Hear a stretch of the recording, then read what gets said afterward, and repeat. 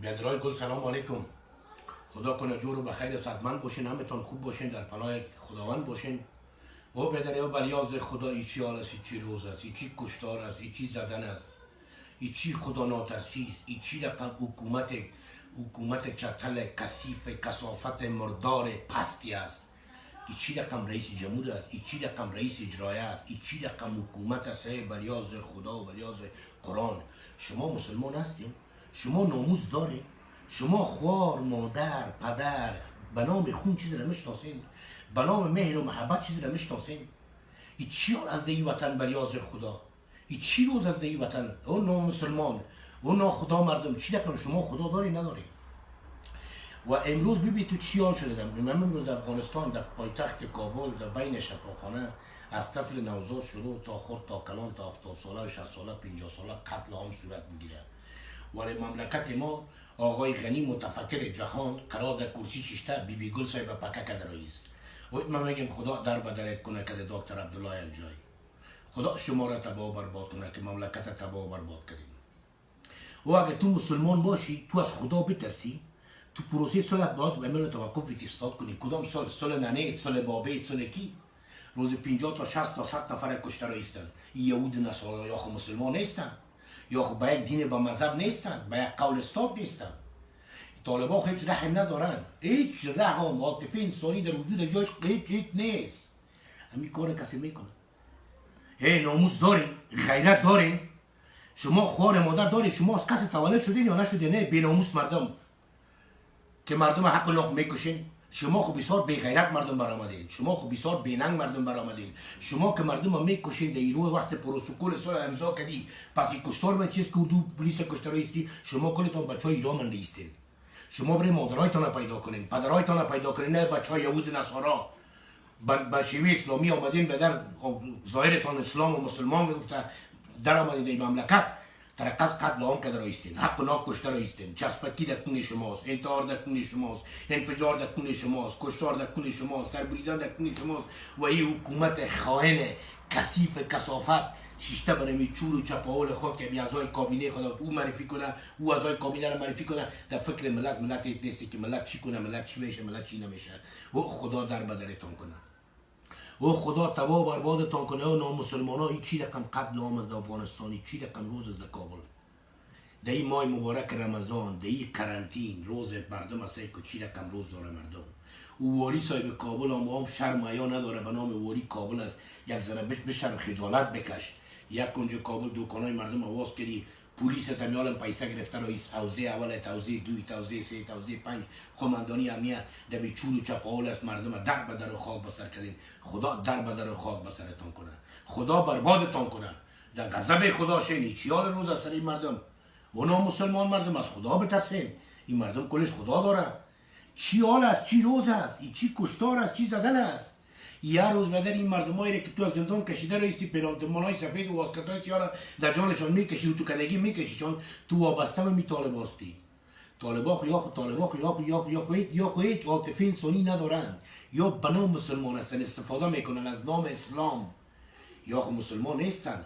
مسلمان باشه، مسلمان کسی مسلمان رو نمیکشه. چی رقم مسلمان هستی شما؟ اردو را میکشین، پلیس را میکشین، راهگذر را میکشین، انجینر را میکشین، دکتر را میکشین، معلم را میکشین، سفید را میکشین، جوان را میکشین، محترمان را میکشین، تاجر را میکشین. کلگی شما قتل عام کرده رئیسه. این چی رقم نسل چتل مردار کثافت کثیف است. حکومت خوابرده بی غیرت، و ریاست امنیت بی غیرت، و وزارت دفاع بی غیرت، وزیر دفاع بی غیرت، وزیر داخلی بی غیرت. شما کل زنچوی زکار الله سر قدرت جشانده. خوب بخیزه نه یا چاریار استاپ کنه. این جنگ خاتمه بخش نه. تا که در یک مملکت خاتمه جنگ فاتحهش خوانده نشه، در اون مملکت رتبه مارشالی به هر شخص اشخاص این مطلق حرام است. این ظلم است، نارواست. شما یه صاحب اینجا مارشال کشیده رایسته، مملکت گوی در گو کردید، مردم تباه و برباد کردید. خدا تباه و بربادتان کنه که این قدرت و کدی پوزیشن و کدی آفشنتون. این چی حالا چی روز انداختین؟ به نام رهبر گفته، به نام قماندان گفته، به نام وزیر گفته، به نام رئیس گفته، به نام وکیل گفته. در کرسی ها شیشتین ترقص در مچور و چپاول خود هستین. پشت از این ملت هیچ نمیگردین که این ملت چی میشه. این مشران از دیگه چی مذهب میخوره؟ این رئیس ازی این ولسی که چی به درد میخوری رئیس ازی این بلیاز خداست. خدا و از قرآن بترسید. وظیفه ایمانی وجدانی شما چی است در قبال مملکت؟ جنگ متوقف کنه. صلح چی است که صلح گفته رئیس پروسه امضا کرده روز 500 200 300 در این پست در اون پست در اون پست اردو پلیس کشته شده میره. از خدا و از قرآن بترسید رئیس جمهور. اون مسلمان هستید، شما مسلمان هستید. این داعش است. این داعش پدرنالت کدام شبکه پدرنالت است؟ به می پدرت نالت، به می پدر می ذات نبیرت نالت که می عاطفه که تو داری. تو از چی پیدا شدی؟ تو چی رقم انسان هستی؟ این چی رقم پروژه برای تو داده شده که تو طفل لیزره، طفل نوزاده، طفل ششماره، طفل دماره، طفل یکماره، تو طفل نوزاده تو از بین میبری. از شما که در ناانسان، از شما که در مطلق کافر در دنیا دیگه نیست. خدا تباه بربادتان کنه. خدا در بدرتان کنه. خدا در بدرتان کنه. خدا تباه بربادتان کنه. کلمی حال اولادتان که مملکت ما را به کدام حالت بردین، مردم در کدام حالت آورده شما مسلمانان. خدا تباهیتان کنه. خدا بربادتان کنه. ولی حکومت ما خیلی یک حکومت الهی، یک قدر یک حکومت الهی است، یک حکومت الهی است، یک حکومت الهی است که به خدا پشک پشت گفته نمیتونه. اگر پشک پشت گفته میتونی، اگر حکومت با واقع که تو حکومت هستی متوقف پروسس را با خدا بگو که یک نفرم کشته شوه با والله بالله اگر ورق امضا کنیم یک نفرت رها کنیم از زندان. خودان پره هستی نه بادارای سر تمر میکنه. غلام هستی، غلام القبگوش. خود تو هم غلام هستی نه. تو هم کدام میگه کدام غیرتی نیستی. خود تو هم غلام هستی و غنی. از خدا به ترسو عبدالله او خدا ناترسا. این مملکت در کدام حالت برده مردم تباه برباد کرده در این ماه مبارک رمضان. تو سعی که در کابل خون میباره. در بلخ سعی که چی حال است که تیارای بی سرنشین با سرنشینتان مردم غیره و مردم غیره از بین میبره. اونجا در لغمان سعی که در مراسم فاتحه، در مراسم جنازه 140-150 نفر کشته و زخمی میشه.